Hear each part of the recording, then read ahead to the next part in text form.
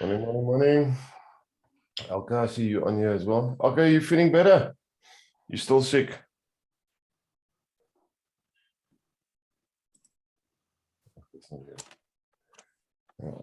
Morning, Sandita. Nita, good morning. Heidi, good morning. Adrian, good morning. Hey, morning, everyone. Hi, Dion. Hi, everyone. Erin, good morning. Morning. Good morning. Hello. Hello there. Morning. Trust everybody's doing good? Good. Good, thank you. Good, thank you. How did you guys sleep last night? Very well. I always do. Who slept like a baby? Oh, me, Anybody? definitely. I did. Must have been horrible because babies scream the whole night and then nappies.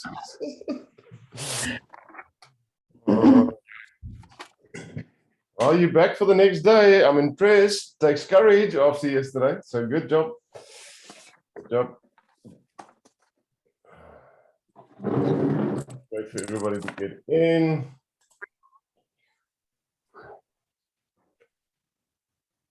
He's like, Naz, that's a big bottle of gin you've got there. Good morning, everyone. Morning, Zimbo. Good morning. Morning, everybody. Morning. Morning, everybody. Morning. Are you guys ready for another day? Yes. Today we'll go more practical. We're changing gears a little bit. So yesterday was a lot of theory. Today we're starting with skills and practical stuff. How's that? Is that good news? I think that's why we're here. That's why you're here. There we go. There we go. All right. I don't think everybody's on. We still definitely need more people here. Let's see.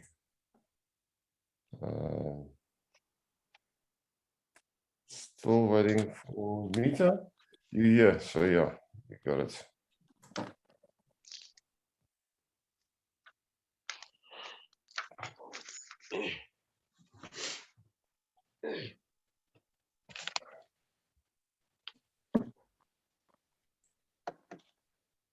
Yeah, there's definitely quite a few people. How big are these groups? Let's have a look. Group info.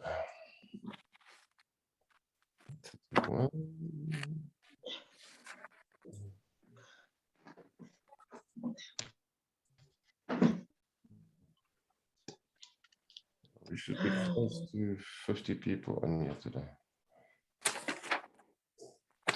No, certainly not everybody is here. Ooh, la. Some people sleeping late. Am I too early? No, it's 9 o'clock almost, so we're not that early yet. Any questions while we wait for the rest to come in? Any questions or comments or anything about yesterday so far? I have a question. Yes, morning. Morning. I want to pronounce your name right. Just help me out here. Ndieso? Ndieso. It actually means Cool. truth. Okay. So you can just maybe opt for truth. Truth. I like that. Nice. Yeah. Nice. Okay. So I remember yesterday we spoke about if you gave an example whereby a person who's depressed comes in and says, "Oh, I'm depressed," and then you said, "Okay, but then how can we change that? How would you like to feel?"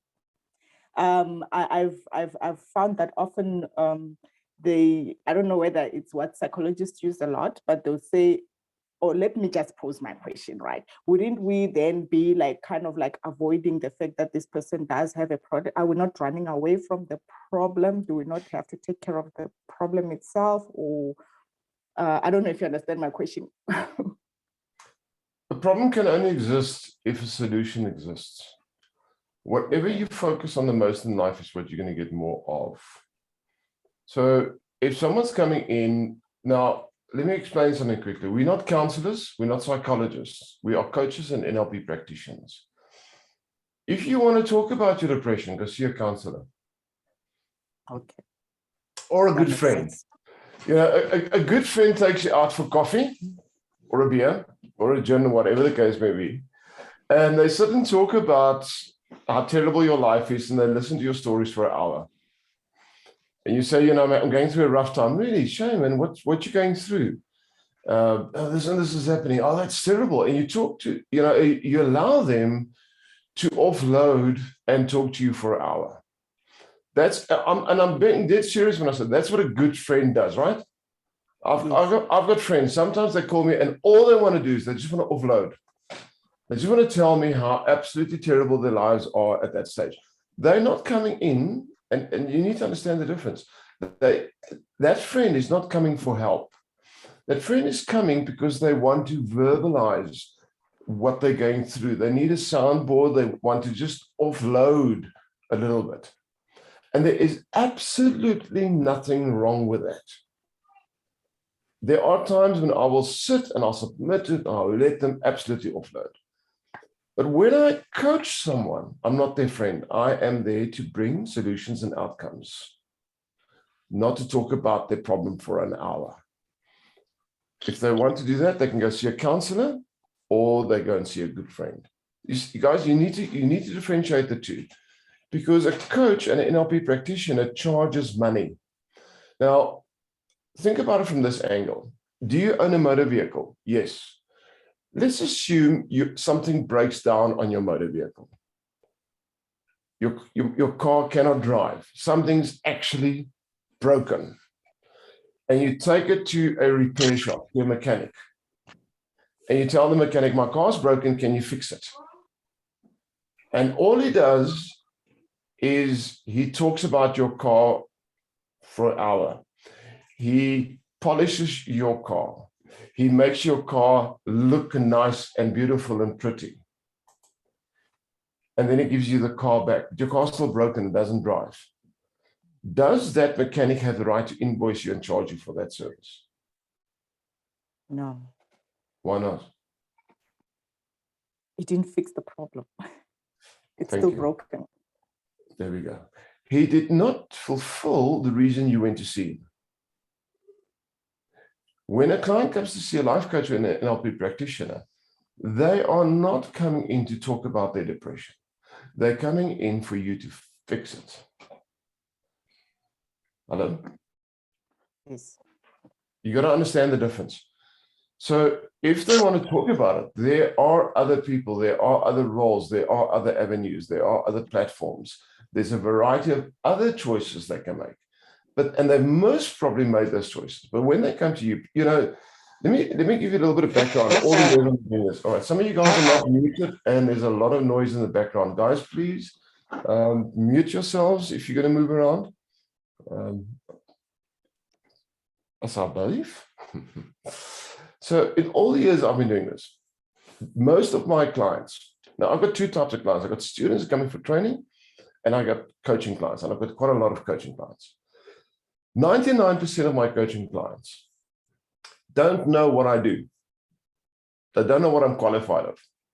Some of them think I'm a psychologist. Some of them think I'm a counselor. There's a huge amount that don't know that I'm a coach and an NLP practitioner.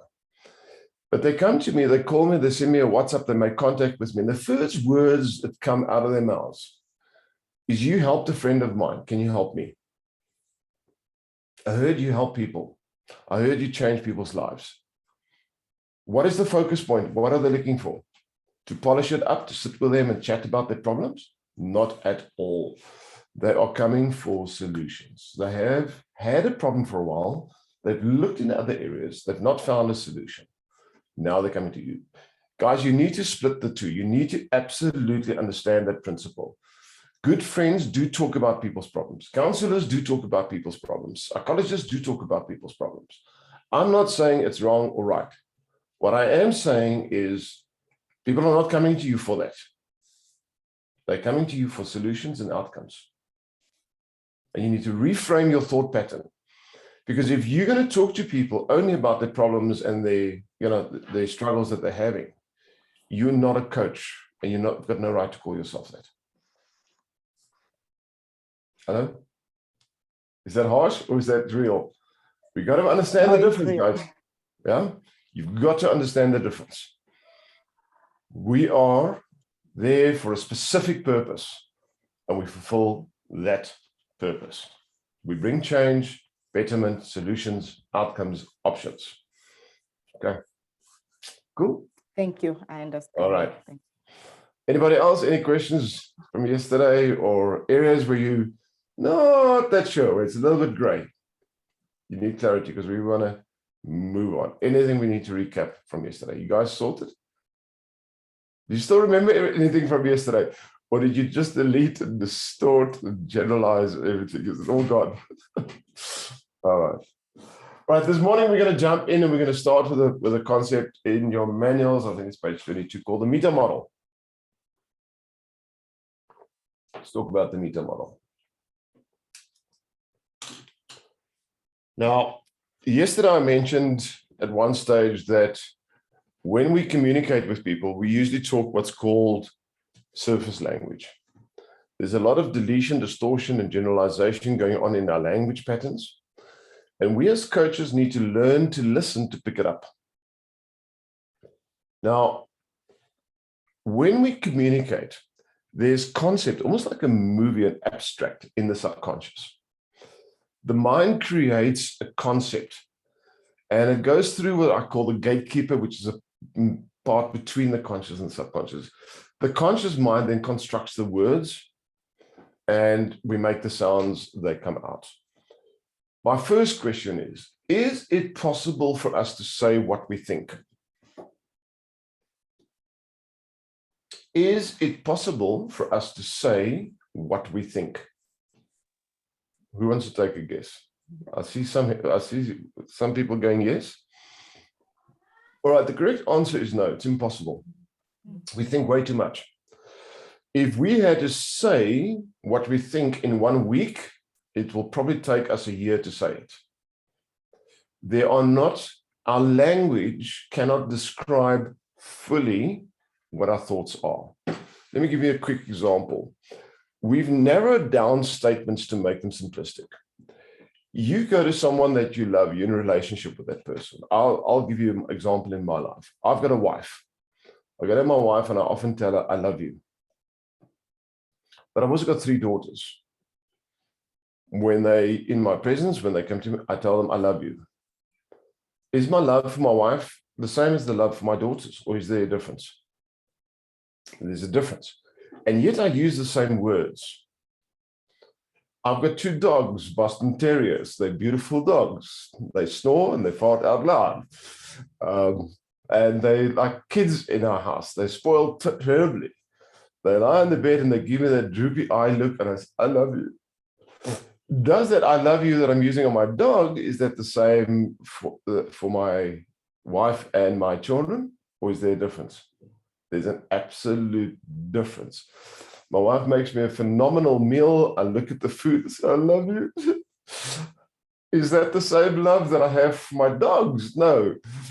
No, but I'm using the same words. And the reason I'm using the same words is because the construct that's inside my brain is too complex to verbalize. So we use words that are sufficient for us to grasp understanding. But the full detail of what we think cannot be verbalized. It takes too long. There's too much info in our brains. Have you ever tried to explain to someone what you really think of them? I mean, fully. Now, I'm not saying when you look at someone and you go, you're an ass. I think some of you might have said that, but isn't it true that there's more complexity behind that statement? So what we do as humans is we say certain things in a certain way that we try and communicate, but we cannot, what's epic fail, Elga? We cannot communicate everything that we think. It is impossible. There's an old saying that says, a picture paints 1,000 words, but why can't I paint you? And it also just refers to the fact that sometimes a picture says more than we can actually verbalize. Does that make sense, guys? Are you getting that part? All right. So what does the brain do? The brain jumps to, it takes what it hears, uses its platform of reference, and fills in the gaps. That's literally what the brain does. But now here's the key. Here's the key. When we communicate, there are areas where we tend to delete quite a lot, distort quite a lot, generalize quite a lot in our communication. And usually that's a sign where a question needs to be asked. So I'm going to give you guys an example. So I've got three girls, all of them went through the teenage stage. And I remember the one very specifically, and I always use this example because I think it's absolutely so spot on. Who of you guys remember, someone's asking page, I did say page 22. Someone, you remember years ago when Blackberries came out? Who remembers Blackberry cell phones? When we're going back many years, they were popular because they had BBM groups. Who remembers BBM? Oh, it was so cool if you were part of a BBM group. It's like you are the popular kid on the block if you were part of a BBM group. So my one kid comes home from school one day. She says, Daddy, listen to the words. Daddy, I need a Blackberry. Now, if you've got teenagers, you've heard those statements before. Right. I need a Blackberry. Would you agree with me that that's not a truthful statement? What is the actual statement? Daddy, there are children at school got Blackberries. They're part of a BBM group. They are the cool kids. Right now, the stage of my life, my hormones all upside down, things happening in my body that I don't understand. I have got an absolute confusion about my own personal identity, and I really need some kind of external support to raise my self-esteem. And my brain has made a decision that if I'm part of the BBM group and I'm part of the cool kids, then my self-esteem will be raised. Therefore, please give me a Blackberry so that I can have a better self-esteem. That's actually kind of what was behind, Daddy, I need a Blackberry.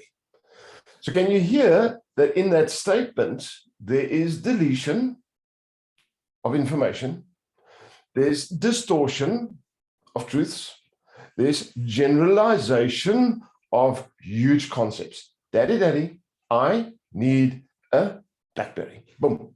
That's how we communicate. So obviously, Daddy said, really? Why? Next statement, and if you've got a teenager, you'll recognize this one. Because everyone at school's got one. Again, is that a truthful statement? So I played with it a little bit. I said, really? There's 724 Blackberries in your school? I didn't mean that. Can you hear the language pattern, guys? Can you hear the language pattern? When we position ourselves very often in a heightened emotional state, in a state of, I want to say, either anxiousness or desperation, when we really want to convince people, we so often fall into the trap of deleting, distorting, and generalizing information. Now, let's take something simple. Let's take two people in a relationship. They came into the relationship, everything was rosy, wheels fell off, and now things are not so healthy. What are the words that someone like that would say? Someone like that would say, you know, my relationship is really just going downhill. Now, stop and think logically for a moment. A relationship going downhill, how do you take it? Do you attach wheels to it and then it goes downhill? How does it actually go downhill? What? A relationship? Is it tangible? How does it roll? Can you hear the deletion, distortion, and generalization? Can you hear the ambiguity in that statement? But why do we say that? We say that because sometimes we don't see what's really happening. We get so immersed in the problem that we struggle to separate the bark from the tree. Let's take another example. someone going through extreme trauma or work-related issues. And you ask them, and how's your career going? Ah, it's rough, bro. How's your career? It's rough. Like sandpaper rough? What do you mean? What does that word rough actually mean? So we use words and we assume the listener is coloring in the picture and grasping what we're saying. Does that make sense? Guys, oh, sorry. Does that make sense, guys? We speak surface language, but below that, those few words, there's a deep construct of deeper truth. How do I know what the deeper truth is? Very easy. Ask the correct question. But the problem is, how do I know what the right question is? Answer is simple. Learn to listen differently. I'll repeat this. Learn to listen differently. You see, when we listen, most people listen on the surface. There's different forms of listening. Sometimes when you're in a conversation with someone, you will listen on the surface. You'll catch a word here or there. And whilst they are talking, you're so busy formulating what you're going to say next that you're not really listening.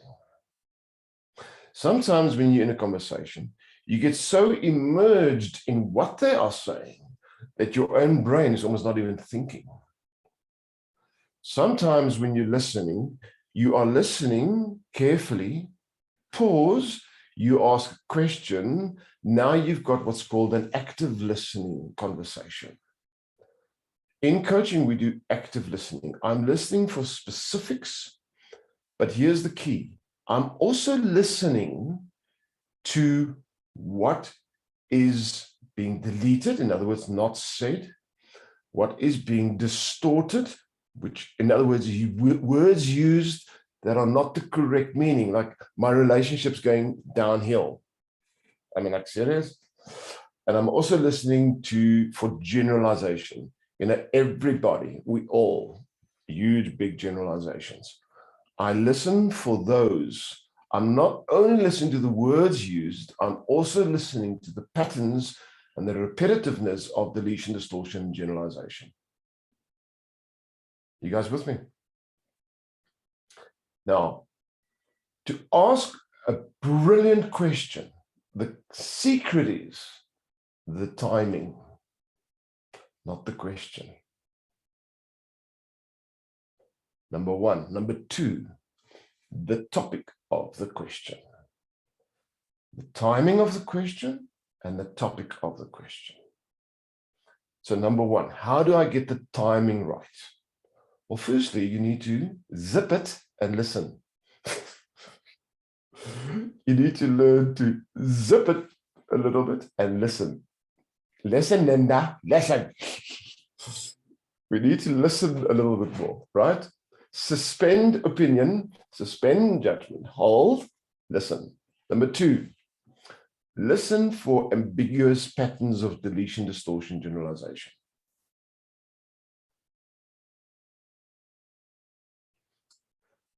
Listen for alterations in voice tonality and pauses.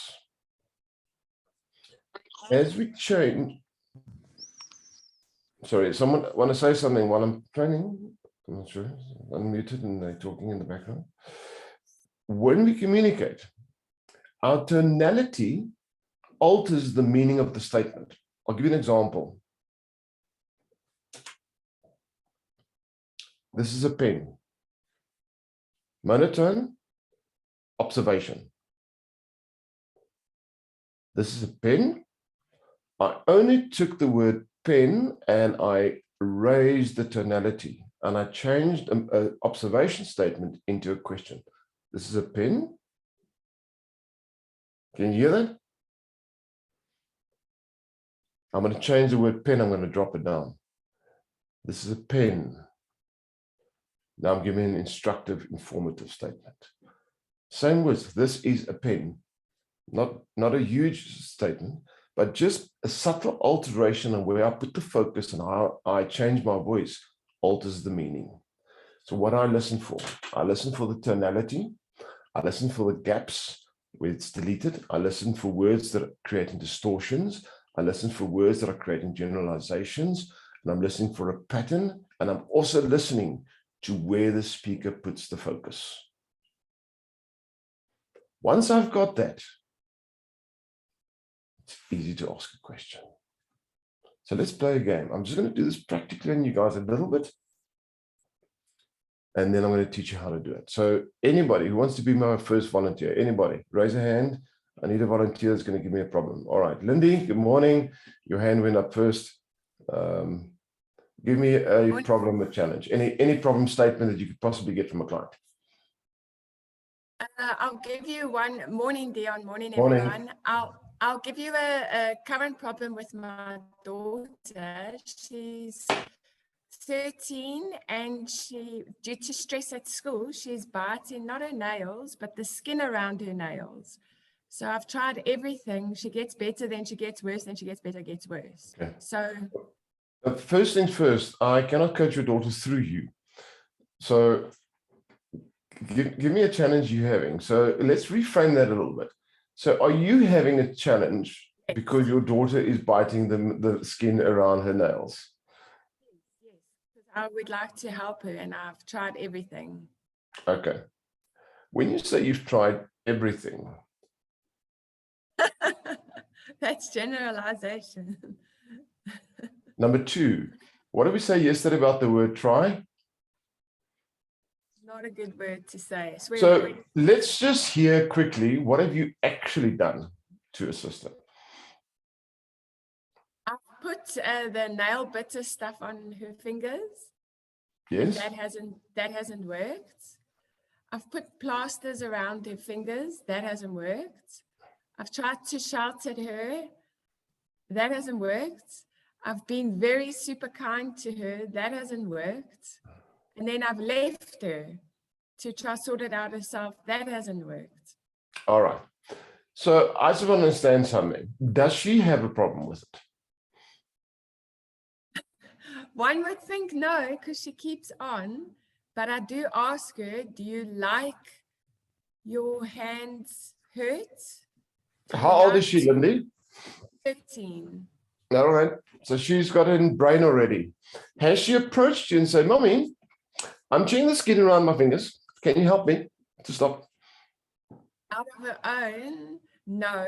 But I've Okay. asked her, do you want my help? Oh, hold on a second. Hold on a second.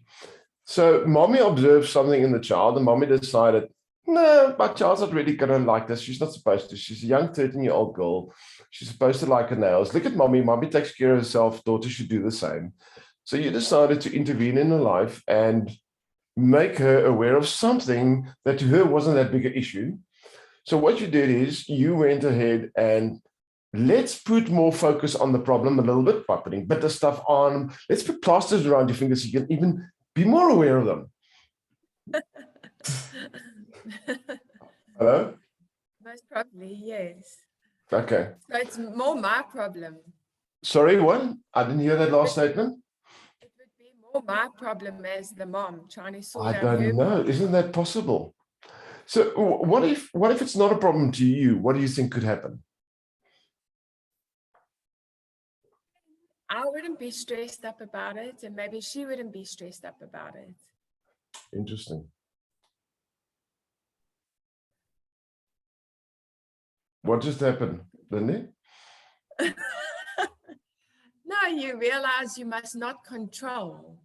You must let people come to their own choices to ask for help.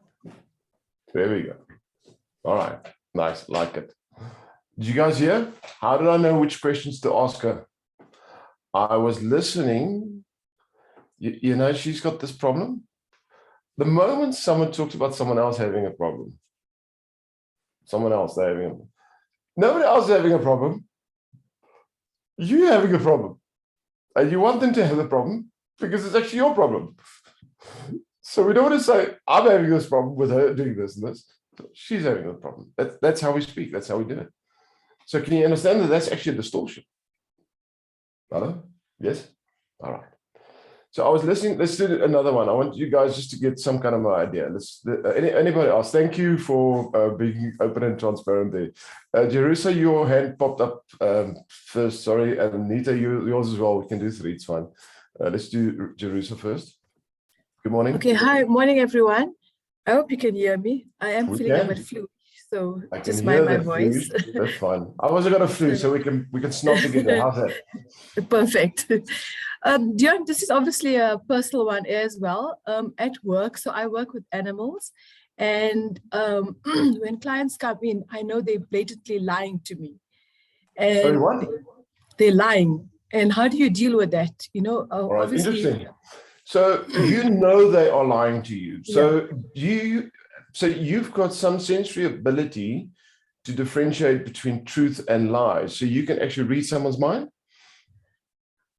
I won't say read their mind. I mean, you can see physically, obviously they're coming in with the animal, for example, coming in with a tumor that's bigger than the dog. And I mean, I just noticed that. And professionally, I know that's a lie. That's been there for a few months, you know, growing and got all infected and whatever. And now you come in to tell me, you know, I've just noticed this.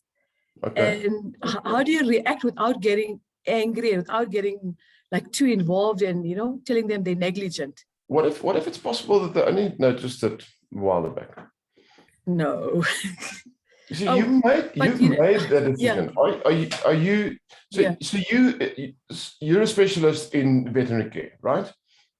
Yeah. Okay. So when you look at an animal,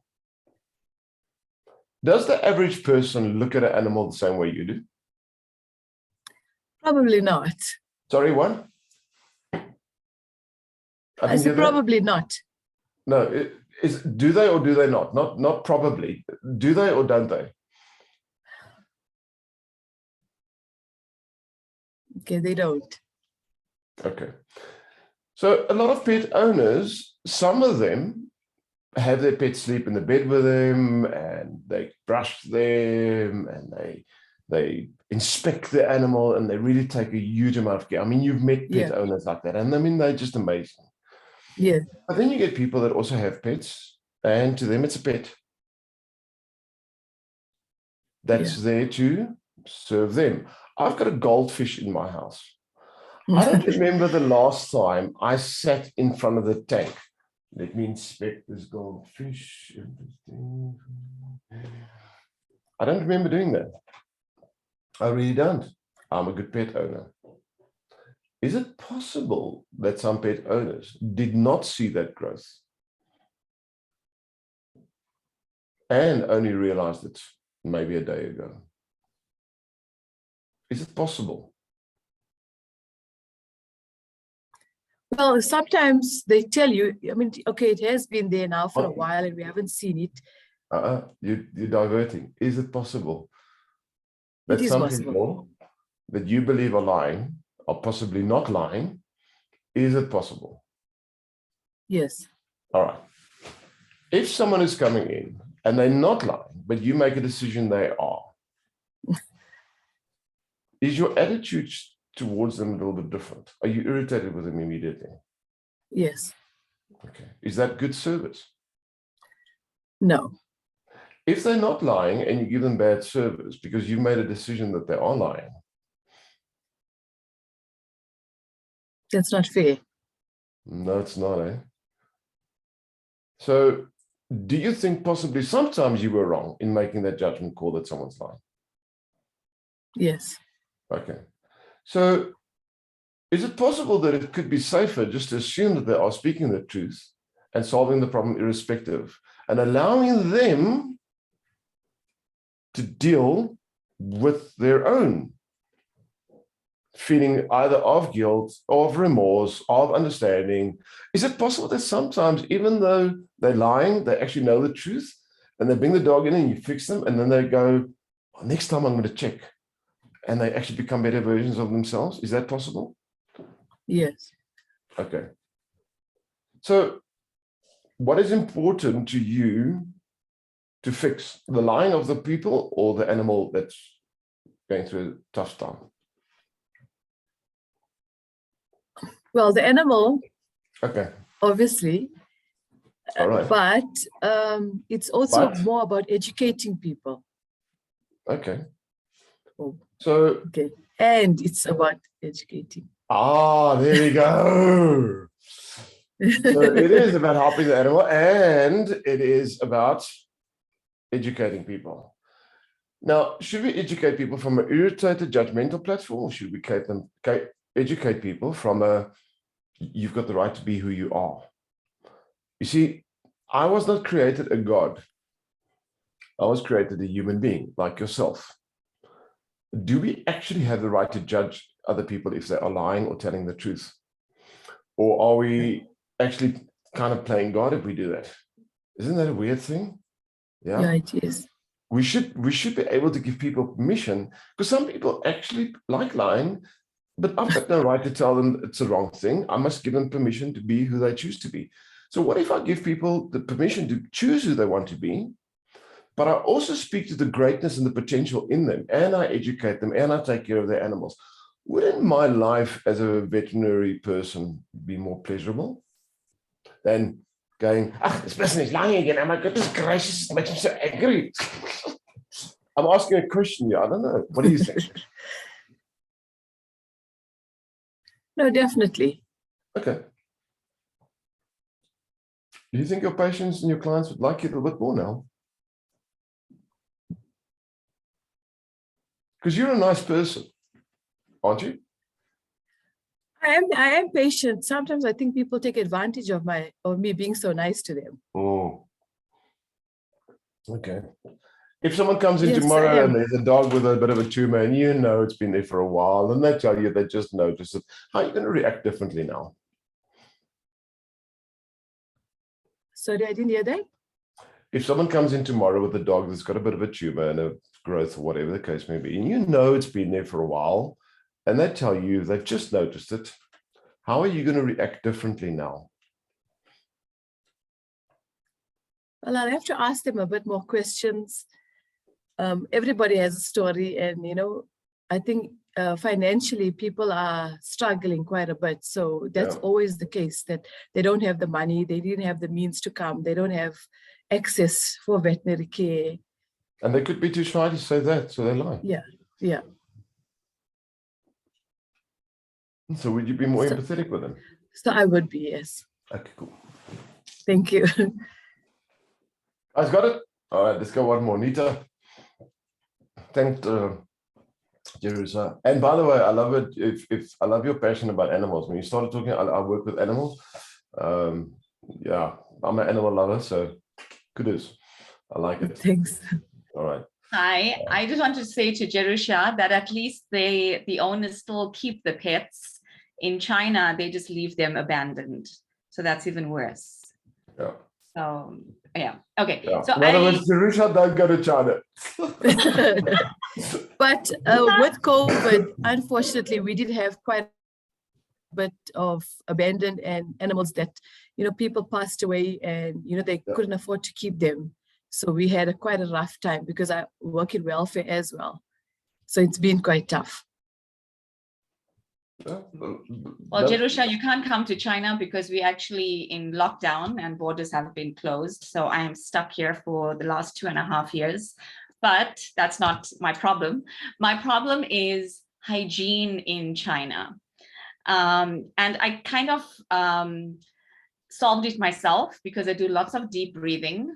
The thing is, you teach them not to put their fingers in their nose. You teach them to cover their mouth when they cough. They think deeply. But the thing is, they're digging for answers. And you teach them to cover their mouth when they cough and sneeze. And now they wear, you have to wear the mask. And they are told to wear the mask by the government, but they are not taught why they are wearing the mask, because they still, they wear the mask, they'll pull it down, they'll cough, they sneeze, they fart, whatever they do, and then they'll put it back up. So, it's still pollution is still going there. So what I've done is I do lots of deep breathing for myself. And I've gone to a stage where I just laugh about it because I just feel I've done whatever I could. And yeah, so actually China is keeping me young by all the deep breathing. How old is the culture in China? Very old. How long have Century. you been there? I've been here this is my 5th year now. How many people are in China? 2.5 billion. All right, so you want to take 2.5 billion people that's got a culture of thousands of years, one person coming from South Africa and saying, let me change this shit. Yeah, Anita, I think that's a very, very, very good, great, aspiration. Change everyone, but at least the students that I teach, at least, I mean, I do teach them and they do learn. And some of the students actually tell the other students, cover your mouth. So that is a kind of achievement that I receive or I get when I see that. So, yeah. All right, let me explain something to you guys quickly. There's only 2 choices in this world, or 3 choices in this world. When there's an external thing that's influencing you. So in your case, you've got the people of China. It's something on the outside of you. It's not you, it's external. As long as it's frustrating you, as long as it is influencing you, it is in control. Rita? Yes. Hello? I'm here. I can hear you. Yeah. As long as it is influencing you, it is in control of you. Yeah. Would you like to take control back? Yes, I have taken control. There's only 3 ways in which we take control. Mm-hmm. Number 1, accept.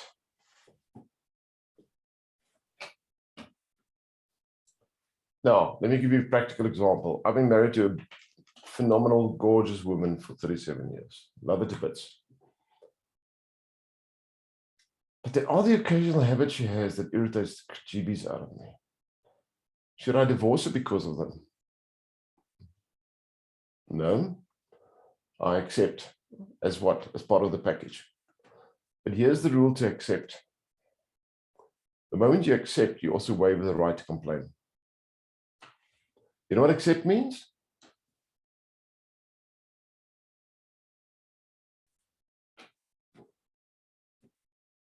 Do you get that? Zip it, lock it, throw away the key. The moment we accept something, we waiver the right to complain. Number 2. Second option, there's only 3. Accept, change. Who must change? Always me. Change. Change how? Well, take more care of your own personal hygiene, which I assume is probably the route you've gone. Wear masks when you are in public, wash your hands more often, take more care of your own personal hygiene. Number 3, leave. That is why I'm doing the course. I want to leave. Only 3 options in life. If something on the outside is influencing you and you want to take control back, you've only got one of those 3 choices. Accept, change, or leave. Diana, I hate my job. My boss doesn't want, he's such an asshole, my boss doesn't want to promote me, blah, blah, blah, blah, blah, blah. Accept, change, or leave. Accept that that's the boss is paying you a salary. You've got a job, be grateful, get it over with, zip your lip, move on. Change, go and educate yourself, get yourself a better qualification, resign, go do something else, get yourself into a position where you get promoted or get a different boss, or leave that company, resign, go find something else. 3 choices. Then, my husband really irritates me, or my wife this, or whatever the case may be. Whenever it's someone else, accept, change, leave. Only 3 choices. If you can tell me a 4th choice, I'll be very grateful, but those are the 3 that I'm aware of in all my years. Pick one. Nita, which one did you pick? Because you definitely don't want to accept by the sounds of it. You changing is not really going to make a big difference. So you went for, well, then I need to leave. Yes. Yes. There we Yeah. go. Okay, Good job. thanks. Here's the key. The moment you make a choice on one of those, you focus on it. So if your decision, for example, is to leave, then stop complaining about what's happening because you've already made the decision. Focus on leaving. As I'm talking generally now, I'm not talking to Nita, I'm talking general. But that's very often what we do is I'm going to leave. And then you go, yeah, but you know why I'm leaving? Let me just explain again for the 314th time. Let me just, and we complain. Is that serving the problem? No. Is that just delaying the leaving process? Yes. If you make a decision to change, you're going to upgrade your skills, whatever. Focus on that. Stop the complaining. Don't think about leaving. Focus on the change. Choose one of those three and focus on it. Put your energy into that. That's how you get results. That's how you take back control. Cool. Okay. So Nita, you don't really have a problem there with them because you've already made a decision to leave. Yeah, I have made the decision. And as I said earlier, they are actually keeping me younger because I'm doing lots of deep breathing and laughing at the same time. So it's positive. But you're still alive. Is there less oxygen in China than in other countries? No. Okay, cool. There we go. So you can still breathe okay. Yes. All right. All right.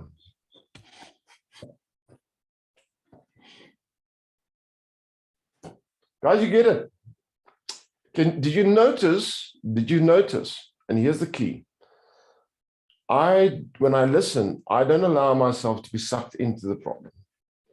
I listen in the conversation, but it's almost as if there's a different Dion sitting over here hovering, listening more objectively.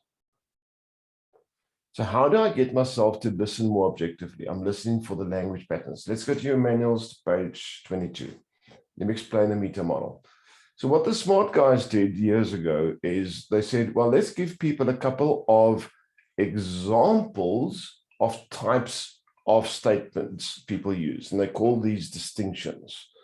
So in your manual, you've got a couple of examples of the most used distinctions where you need to ask a question. So these are typically the examples of when you hear sentence structures that are similar to these.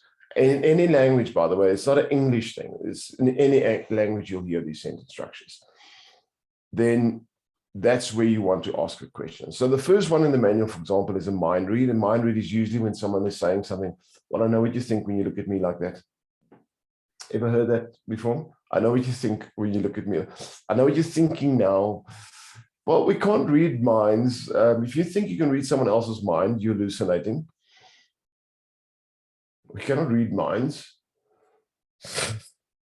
It's not possible. You cannot read someone else's mind. You might think you can because you guessed right a few times, like 3% of your life, you guessed it right. And yeah, but I know when John said something and I said, yes, it didn't, and I was right, hey? I can read minds.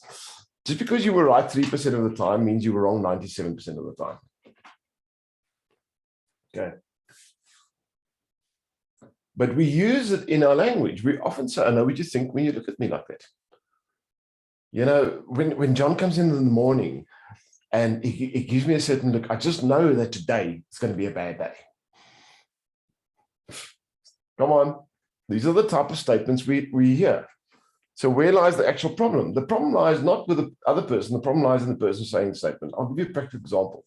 When I was in grade 4, now grade 4, how old is a kid in grade 4? Standard 2, those years, right about 10-ish, right? Yeah, around about 10. When I was in grade 4, I remember there was a teacher in the school, my class teacher. Oh man, I was so in love with her.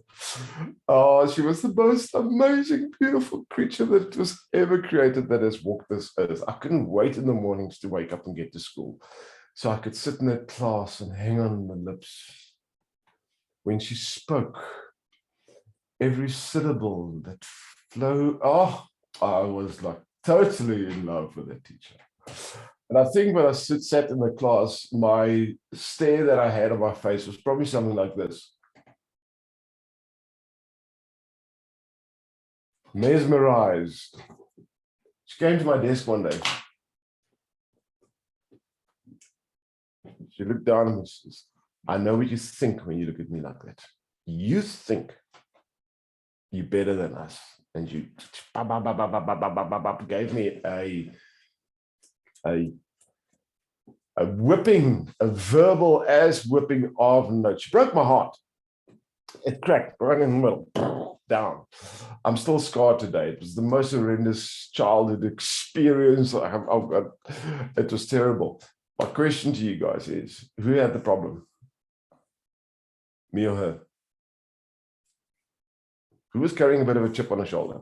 Me or her? She.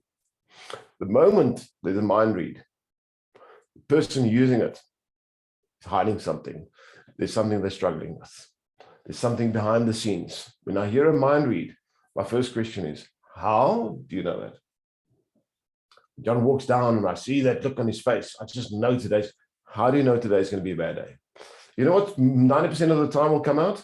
Previously, you've done something wrong. John noticed it. And that look is the same look. And now you're just petrified of that look. Come on, let's be honest here. Ask how. There's an example. How do you know in the manual? Very easy question to ask. All right. We've made it extremely simple. We've given you examples of distinctions and we've given you examples of types of questions you can ask. So the next one in there is what's called a lost performative as an example. A lost performative is usually if people use sentence structures and it's almost as if they're comparing two things or measuring something, but they're not saying measuring it with what. For example, she's beautiful. Example in the manual. Ever heard anybody say that? She's beautiful? According to whom? I've seen some women that someone else thinks is beautiful. I had a friend. He thought his wife was the most beautiful woman in the world. I thought she was bad ugly. And he would often say to me, she's beautiful, isn't she? He was my friend, so I said, yes, she is. I lied. But there's no comparative. It's like in South Africa, who's, ever been to a braai in South Africa and you got a lot of guys and they talk about bakkies?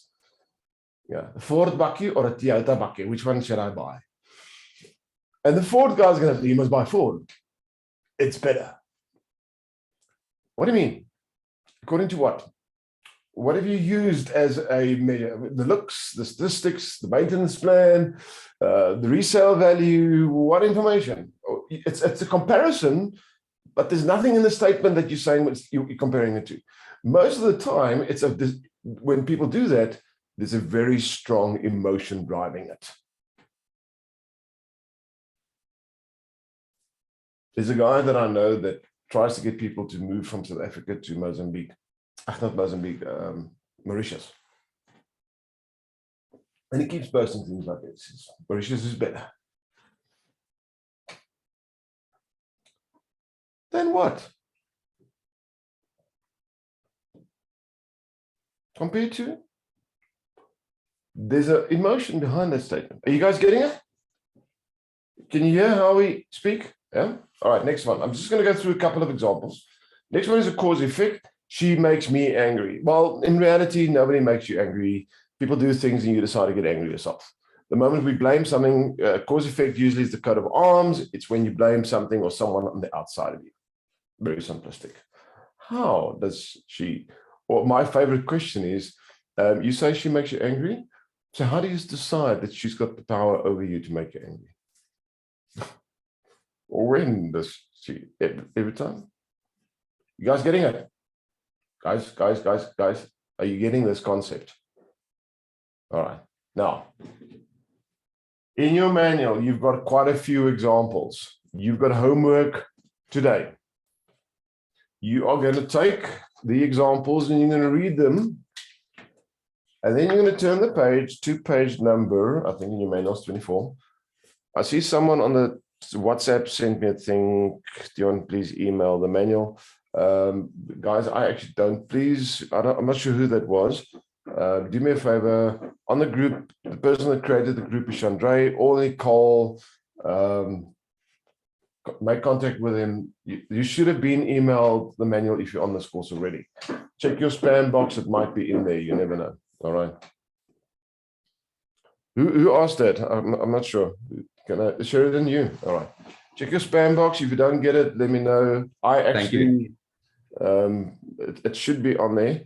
I just got someone to SMS it to me now, so I'm busy. Okay, there we go. Thanks, There we sorted. go. Thank you. Awesome.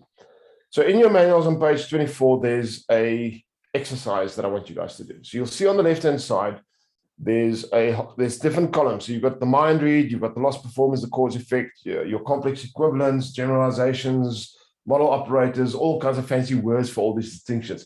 Don't worry about remembering the names of all these distinctions. That's not what's important. It's the concept behind it.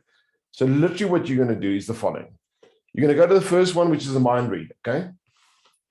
In the left-hand side, you've got to write down a couple of examples of mind read statements. Where do you get examples from? Well, what have you heard in the past? Let's do it quickly. Let's do number one. Let's do a couple of mind reads. What are typical mind read statements that you've heard historically already that comes to mind? Anybody? Raise your hand and give me one. Miriam, yes? He hates me. Yes. Sorry? He hates me. He hates me. There we go. Yes. That's a mind read. How do you know he hates you? Exactly. Good one. Simba Rasa? Simba? Yep. She doesn't like me. She doesn't like me. I know she doesn't. I can see she doesn't like me. When she looks at me like that, I just know she doesn't like me. Absolutely. There we go. There's two examples already. So what you guys are going to do is you're going to take the left-hand column. You'll see each one has got 4 lines. You want to put in a minimum of 3. If you can do 4, great stuff. Don't do anything else, but go and fill those columns with examples. If you can't think of examples, start conversations with other people, pick up a book, read it, put on the TV, watch a soapy, go read a magazine, an article, something, go find examples. They're all over the world. All right. And fill the left-hand column with examples. Once you've finished your examples, minimum of 3, ideally 4, you want to now come up with a possible response. Now, again, in the manual, there is examples, and there's more than one example on each, and there's more than one potential type of response on each. Come up with what you think could be a good response, a good question, a good response, or a question or a statement on that. All right. That's your homework for today. We're going to go through it tomorrow. But I want you guys just to start on it and do this homework so you can start realizing how easy it is. Cool? Any questions on the homework? Nothing. All right, let's play a quick game. You guys want to play a game? Let's play a fun game. Let me show you how we make assumptions and how quick we jump to our own conclusions. On page 27, there's a little bit of a story, and I want everybody to go to that story quickly. On page 27, there's a little bit of a story. You guys ready? Can we read the story together? Everybody got it? All right, let me read the story and you guys can follow. A businessman had just turned off the lights in the store when a man appeared and demanded money. The owner opened a cash register. The contents of the cash register were scooped up and the man sped away. A member of the police force was notified promptly. Very straightforward story. In your own time, read that story quickly just again. Just make sure you got the story in your head. Read it again. It's a very short story.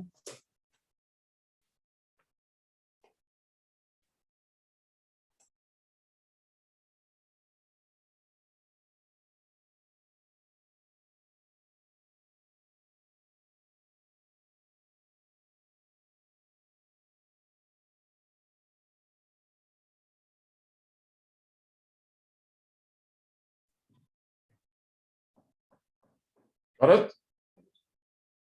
Now, turn the page. On the next page, page 28, there's a couple of statements around the story. And you'll see that there's a T, guys, give me a second. Give me half a second.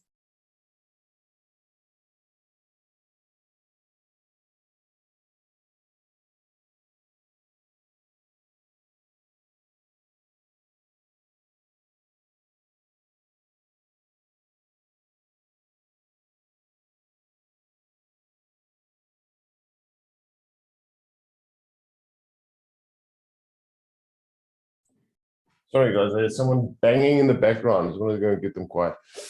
All right. So on page 28, there's an exercise. You got on the left-hand side, you got a T, which stands for true. You got an F, it stands for false. And you got a question mark. Question mark means no.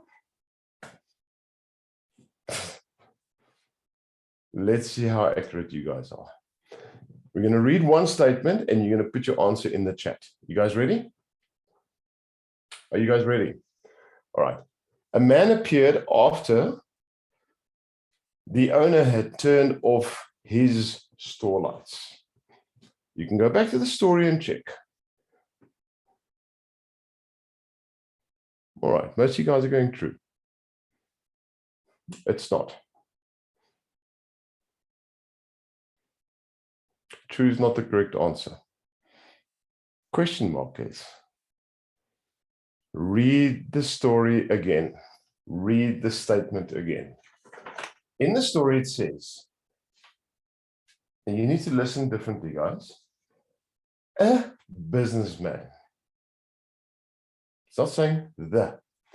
A businessman had just turned off the lights in the store. Was it his store?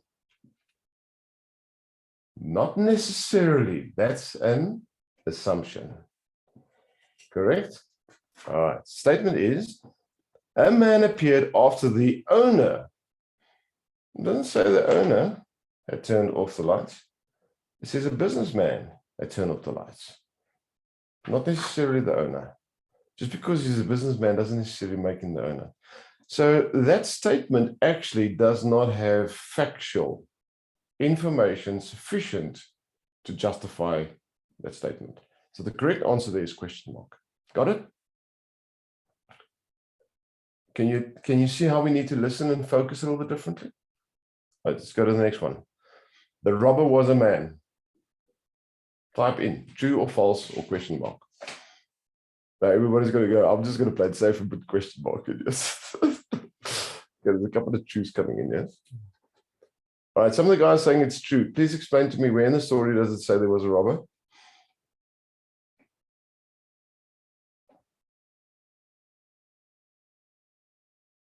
Can someone please tell me where in the story, does it say it's true, where in the story does it say there was a robber? That's an assumption, Vanessa. Yes, you're right. No, it doesn't say. You see, money was scooped out of the till, or something was scooped up from the till. Someone ran out of the store. A policeman was notified. Policeman was notified maybe because his partner worked in the store and he was notified to come and fetch you after work. Could be a whole variety of potential reasons and facts in here. We don't know if there was actually a robber. Demanded money. Interesting fact, demanded money. You've never had a credit safe. You've never been late with a bill. And you got owed someone money and they said, come on, you owe me money. I'm demanding my money. It's not necessarily robbery. Okay, got it, guys? Correct answer there? Question mark. Next one, 3. The man did not demand money. True, false, don't know. False, false. The man did not. Question mark. Which man? Correct answer there is question mark. Which man? I just think these are going,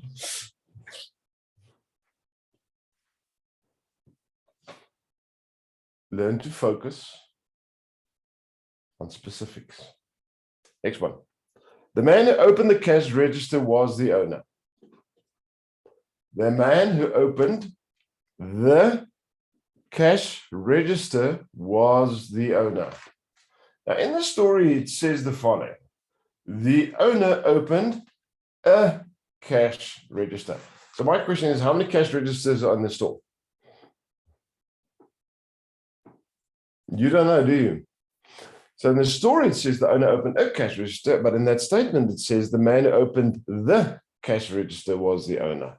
Which one are you referring to? Not specific enough. Correct answer is question mark.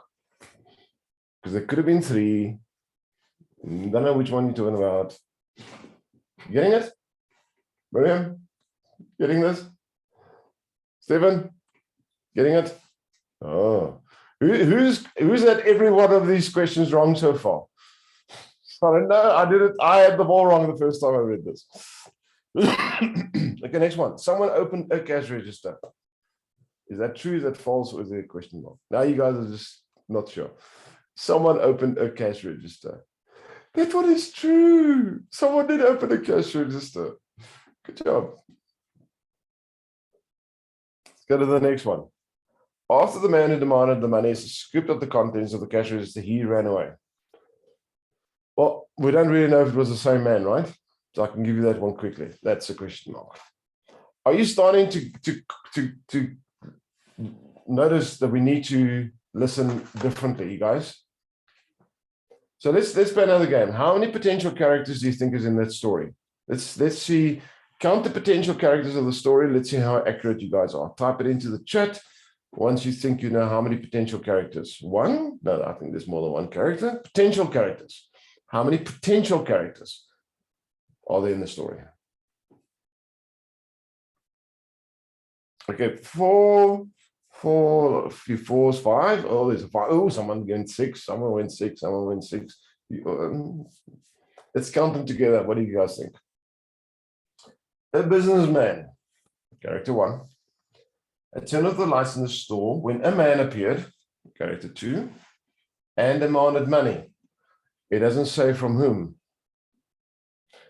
He didn't necessarily demand money from the businessman. He could have demanded money from a third party, character, potential character number three. The owner, potential character number four, opened a cash register. The contents scooped up, person scooping it up, potential character number five. And the man, could be a different man, sped away. A member of the police force, number seven, was notified. Person notifying the member of the police force, number eight. But there's a potential ninth character. Who can find him? Melissa, say it out loud. I think you just got it. Say it out loud. The one telling the story.